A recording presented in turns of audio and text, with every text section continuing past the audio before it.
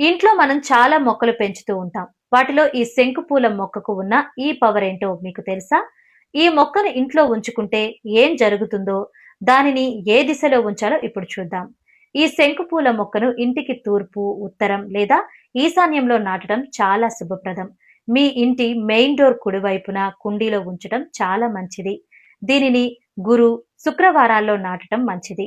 శంకుపూలు శివునికి, శ్రీమన్నారాయణుడికి, మహాలక్ష్మీదేవికి ఎంతో ఇష్టమైన పూలు అంటారు. అంతేకాదు, శనీశ్వరుడికి కూడా శంకుపూలంటే చాలా ప్రీతి. ఇంట్లో శంకుపూల చెట్టు ఉంటే ఆర్థిక సమస్యలు తీరిపోయి ధనలాభం కలుగుతుందని విశ్వాసం. మీకు ఆర్థిక ఇబ్బందులు ఉంటే సోమవారం రోజు 5 లేదా 11 శంకుపూలను నదిలో లేదా పారే నీటిలో ఉంచితే ఆర్థిక ఇబ్బందులు తొలగిపోతాయని పండితులు చెబుతున్నారు. ఇన్ని ప్రయోజనాలు ఉన్న శంకుపూల చెట్టు మీ ఇంట్లో లేకపోతే ఇప్పుడే తీసుకొచ్చి పెట్టుకోండి. ఈ వీడియో కనుక మీకు నచ్చినట్లయితే లైక్ చేసి, కామెంట్ చేసి, మీ ఫ్రెండ్స్ అండ్ ఫ్యామిలీకి షేర్ చేసి మా ఛానల్‌ని ఫాలో అవ్వండి.